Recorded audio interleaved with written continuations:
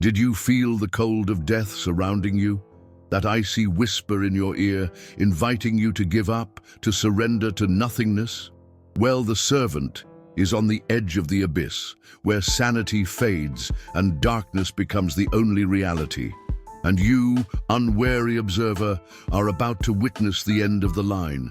Or is it? Stop. Look in the mirror. See the reflection of your own soul.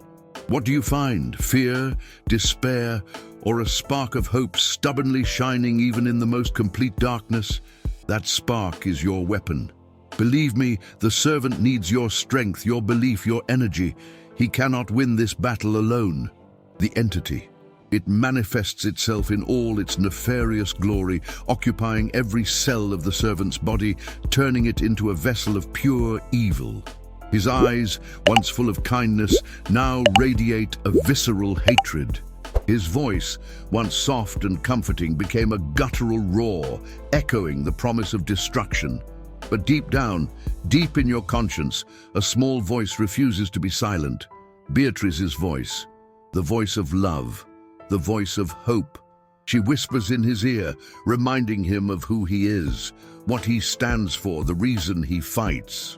And it is in this moment of fragility that the crucial question arises. What defines you? Are they your fears, your weaknesses, his mistakes, or your ability to love, to forgive, to get up after every fall? The answer will shock you. Believe me, you are much stronger than you think.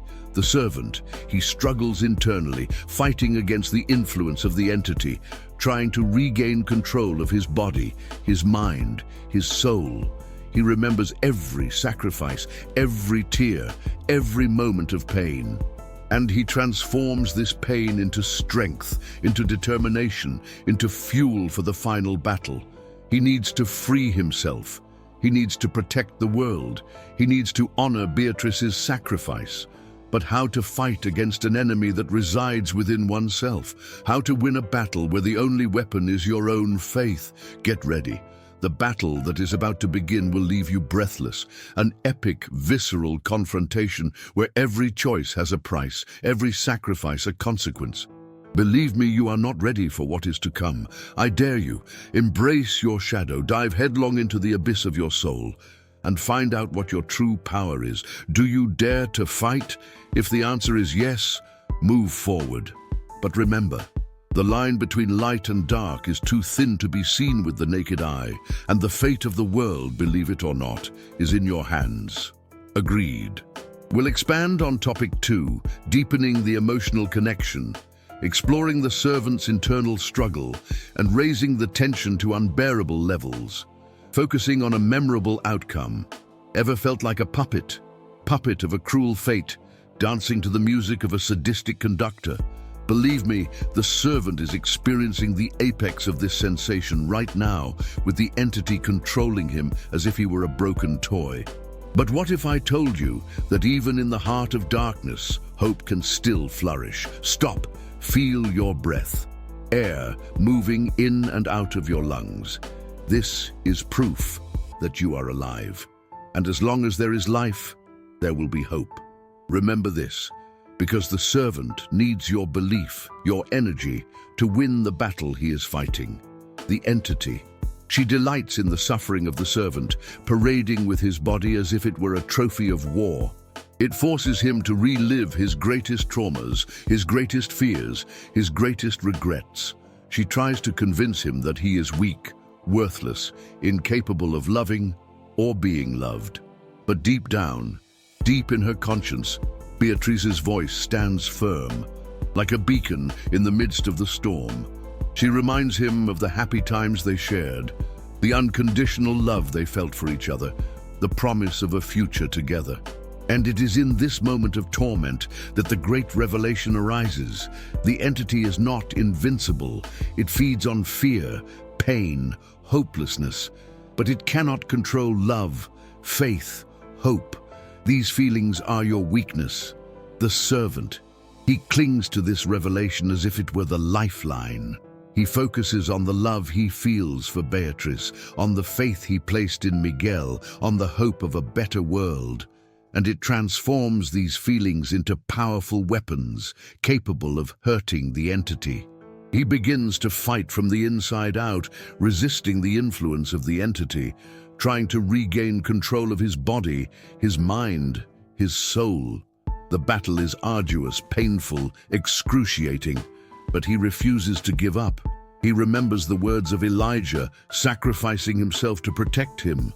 Believe in yourself, you're stronger than you think. And he uses this memory as a shield, protecting himself from the entity's attacks. He visualizes Beatrice's face, smiling at him, transmitting peace, love, strength. And he uses this image as a guide, leading him into the light.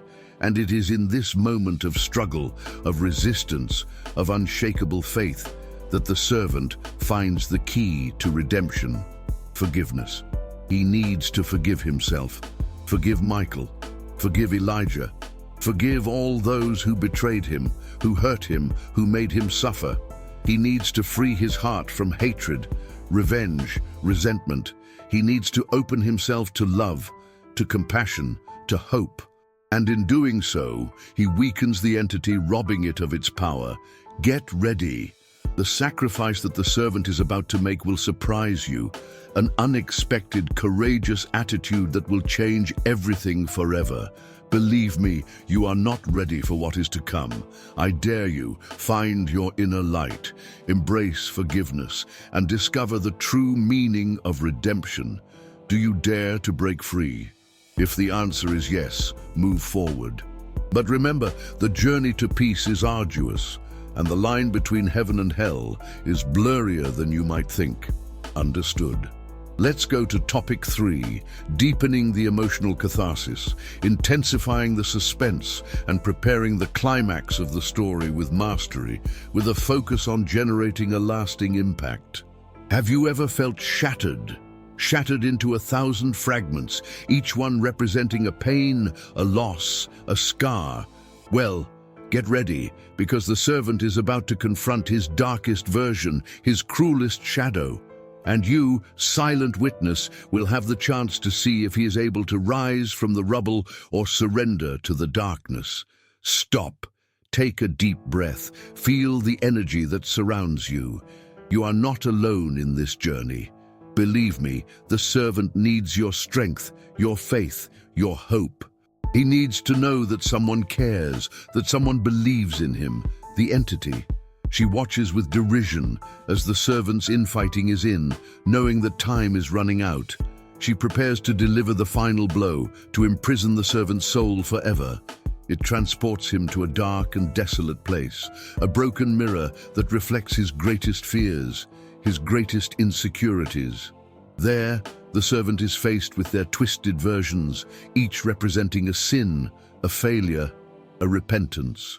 He sees the cowardly servant, the traitorous servant, the vengeful servant, the desperate servant, and each one of them tries to convince him that he is unworthy of love, forgiveness, salvation. But deep down, deep in her heart, Beatrice's voice resonates even more strongly, like a cry of hope in the midst of chaos. She reminds him that he is not his fears, his failures, his regrets. He is your ability to love, to forgive, to get up and move forward. And it is in this moment of trial that the great revelation arises.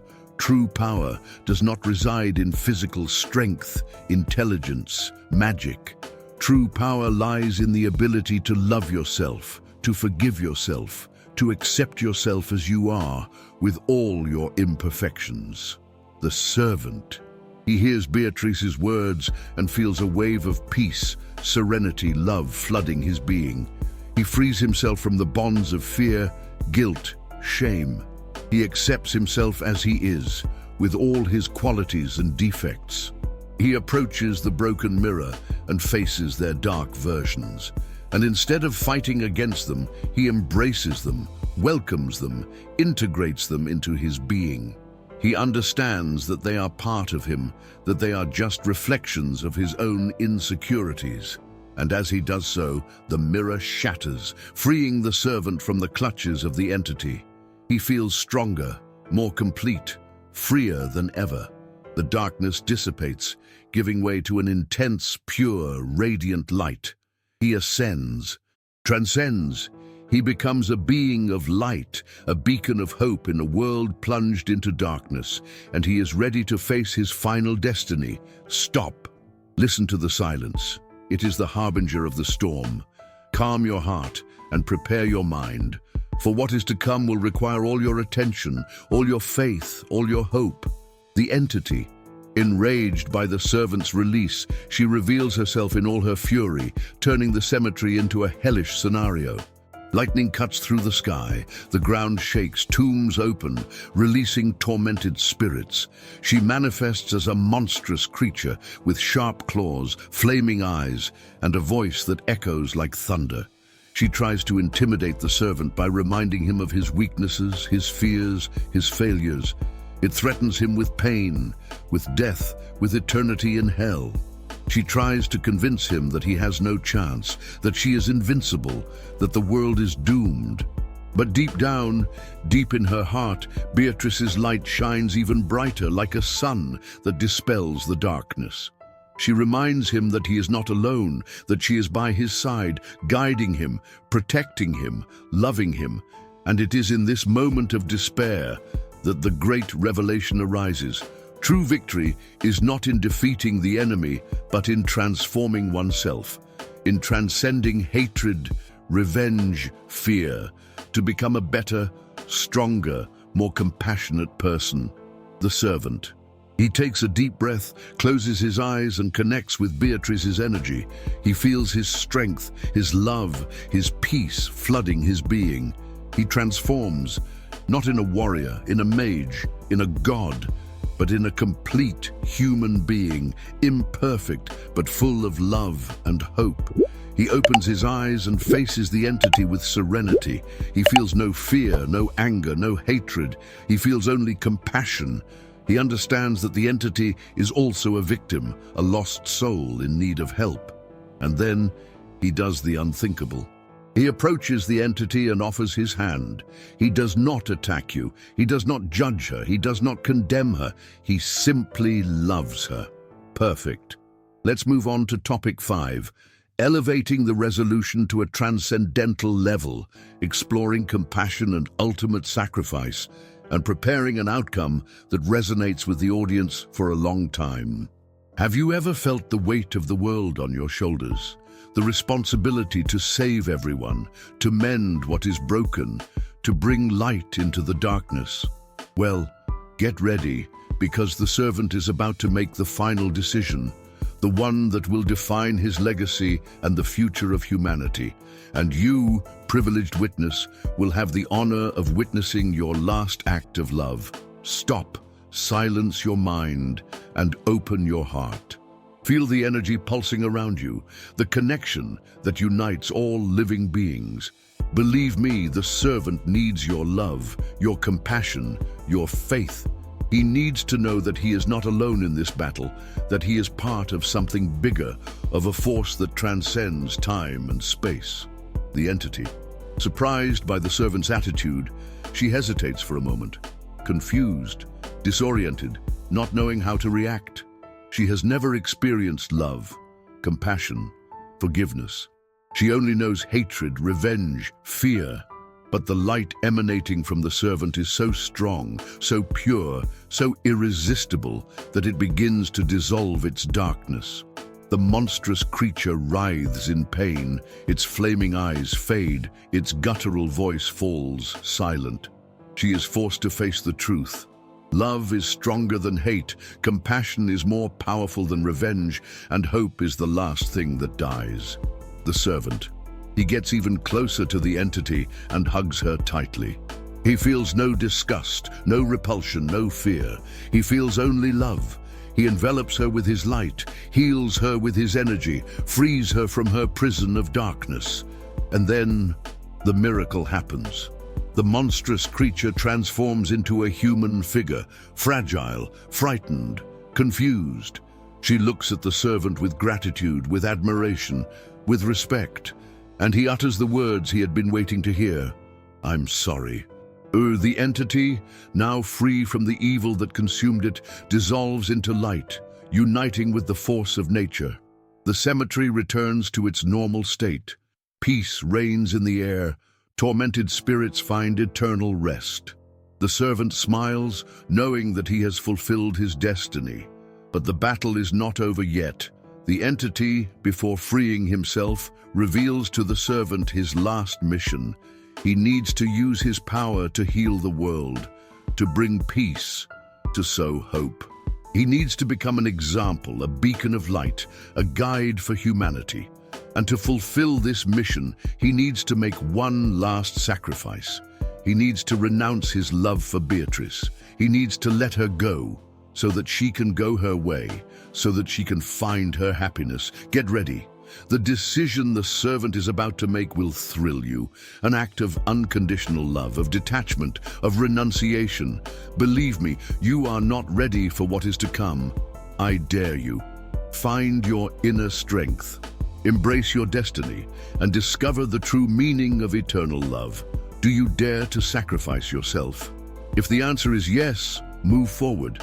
But remember, the journey to peace is arduous, and the line between joy and sadness is blurrier than you might think.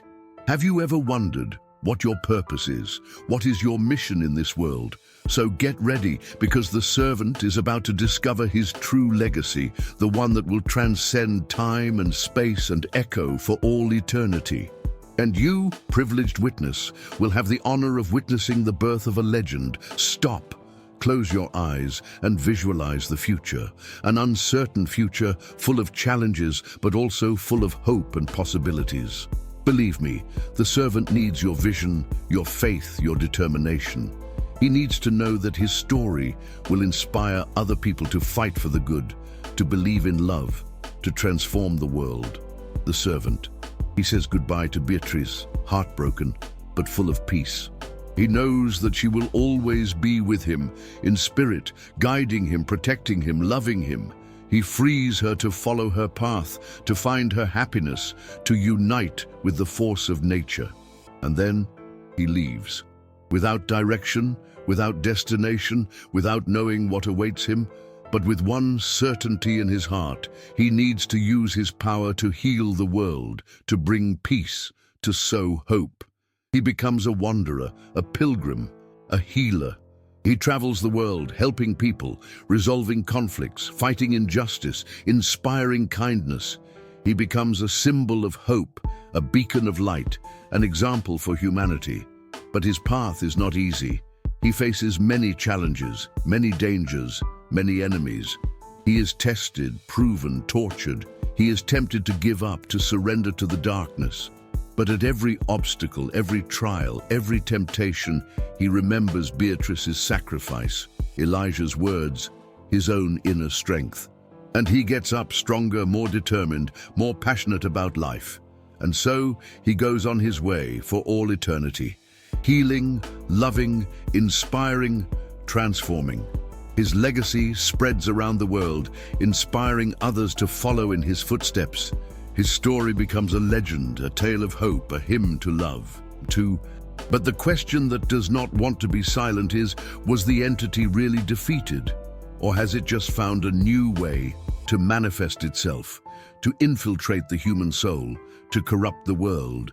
Somewhere, at some time, in some lifetime, darkness may resurface, testing the strength of the servant's legacy, challenging the faith of humanity.